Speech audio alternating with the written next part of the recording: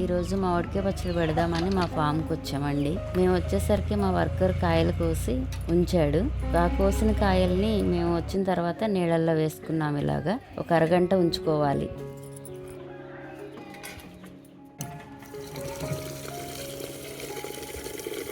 ఆవాలు 2 సార్లు శుభ్రంగా కడిగి నీళ్ళు ఉంచేసి గాలించుకోవాలి.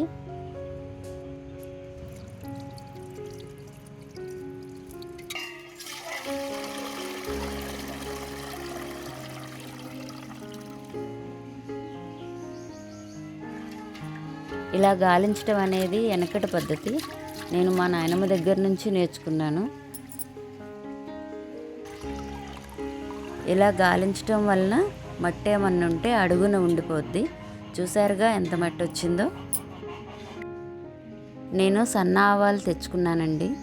ఈ సన్న ఆవాల వలన పచ్చడి చాలా టేస్టీగా ఉంటుంది.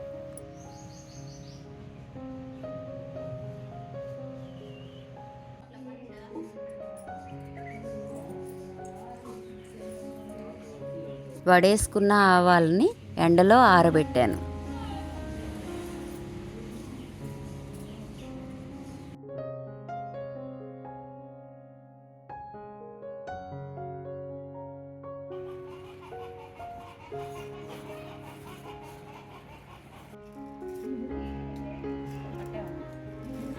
మెంతులు, ఉప్పు కూడా ఎండలో ఆరబెట్టాను. ఇది పచ్చడి ఉప్పు అండి. ఇది షాప్ నుంచి తీసుకొచ్చింది.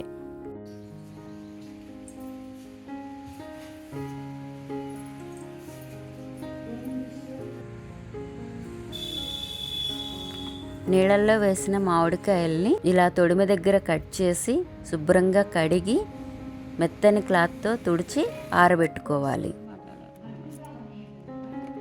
కాయల మీద ఇలాంటి మరకలు, మచ్చలు ఏమన్నా ఉన్నా కానీ చాకుతో శుభ్రంగా క్లీన్ చేసుకోవాలి.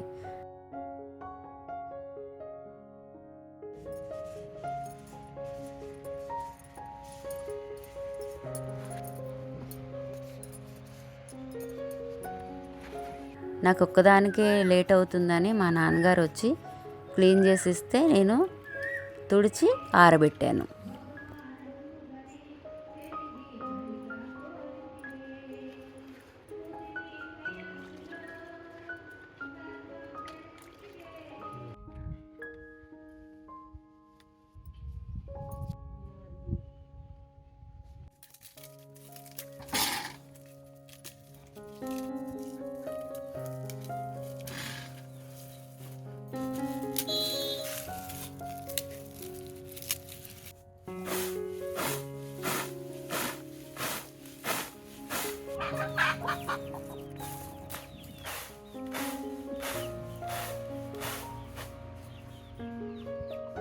పసుపు కొమ్ములు తెచ్చుకొని మిల్లు పట్టించుకున్నాము.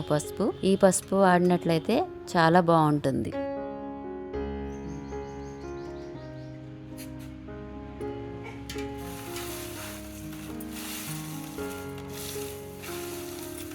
కొలిసిన వెల్లుల్లిపాయలకి నూనె, పసుపు పట్టించి ఒక అరగంట ఎండలో పెట్టుకోవాలి. ఇలా ఎండలో పెట్టడం వల్ల పైన పొట్టు చాలా ఈజీగా వస్తుంది.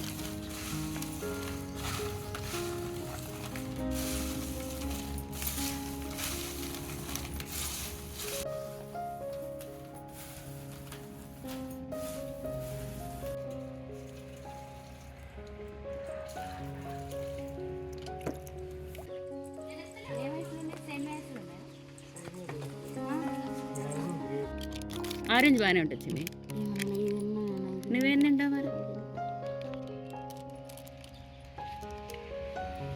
ఇవి ఏం కాయలో నేను చెప్పలేదు కదా, ఇవి చిన్న రసాలండి. మా తోటలోవే. మా ఇంట్లో మామిడికాయలు ఎప్పుడు మా నాన్నగారే కోస్తారండి. మామిడికాయలని ఫస్ట్ ఇలా నిలువుగా కట్ చేసుకోవాలి. ఇలా నిలువుగా కోయడం వలన జీడి తీయటం చాలా ఈజీగా ఉంటుంది.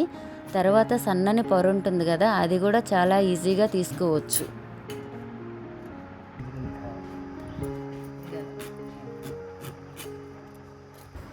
మేము ఎప్పుడూ చిన్న రసాలే పచ్చడి పెడతామండి. మా ఇంట్లో వాళ్ళందరికీ చిన్న రసాల పచ్చడి అంటేనే ఇష్టం.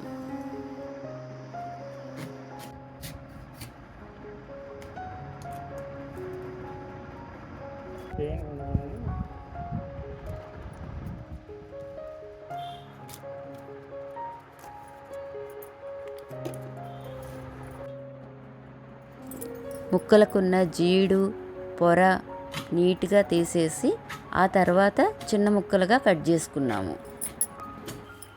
అలా కట్ చేసుకున్న చిన్న ముక్కలను నీట్గా తుడిచి ఆరబెట్టుకున్నాము.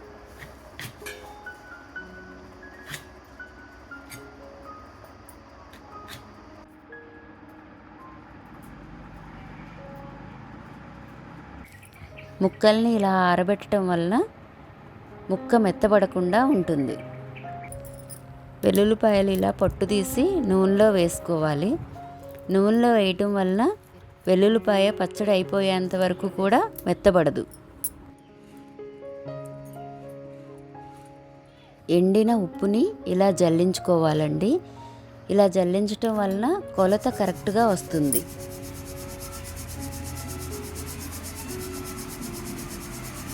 ముక్కల్లో టెంక చెదిరిన ముక్కలు, కొంచెం ఎక్కువ పసుపు రంగు ఉన్న ముక్కల్ని తీసి పక్కన పెట్టుకున్నాను. ఆ ముక్కలతో తొక్కుడు పచ్చడి చేసుకోవచ్చు.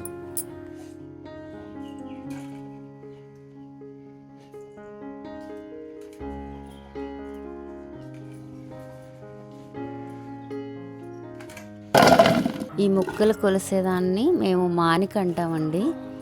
ఈ మానికతో 7 మానికల ముక్కలు అయ్యాయి నాకు.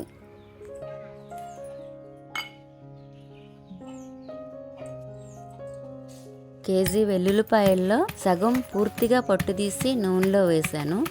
సగం ఇలా కచ్చాపచ్చాగా దంచుకున్నాం. మానిక ముక్కలకి 3 గిద్దల కారం, 3 గిద్దల ఉప్పు వేస్తామండి. ఈ 1 గ్లాసు 3 గిద్దలతో సమానం. నాకు 7 మానికల ముక్కలు అయినాయి కాబట్టి 7 గ్లాసుల కారం, 7 గ్లాసుల ఉప్పు వేశాను.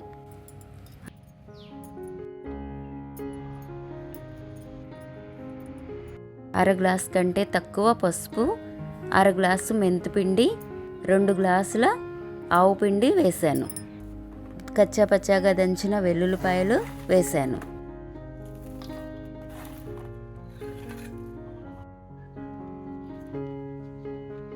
నూనెలో ఉన్న వెల్లుల్లిపాయలు కూడా వేసుకున్నాం.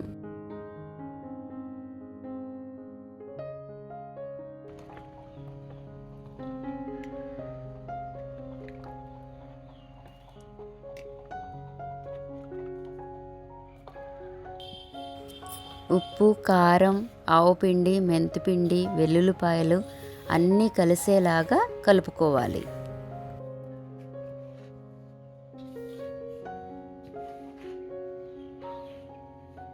పచ్చడి కారానికి 2 కేజీల తెల్లసన్నాలు, 1 కేజీ బళ్ళారికాయలు కలిపి మిల్లు పట్టించాము. జాడి అడుగున కొద్దిగా నూనె వేసుకోవాలి. పచ్చడికి ఎప్పుడూ నేను పప్పు నూనె వాడతాను. ఈ నూనె వాడటం వల్ల పచ్చడి చాలా రుచిగా ఉంటుంది. ముందుగా ముక్కల్ని నూనెలో వేసుకోవాలి.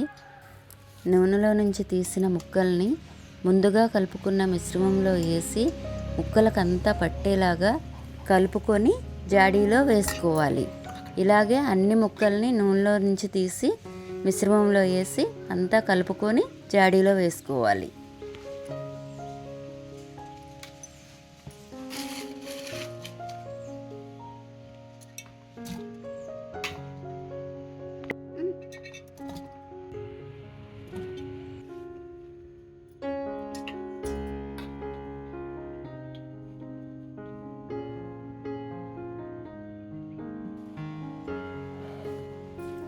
వీడియో లెంత్ అవుతుందని తొక్కుడు పచ్చడి చూపించలేదండి.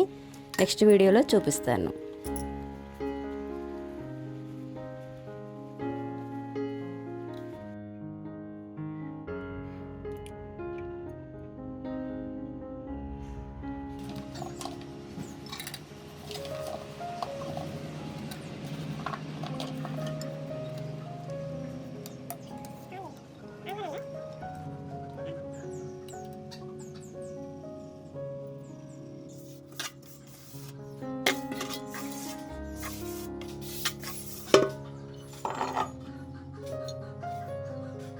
ఇప్పుడు 2 కేజీల నూనె మాత్రమే వేసానండి. 3వ రోజు కలుపుకునేటప్పుడు మిగతా 2 కేజీల నూనె వేసుకోవాలి.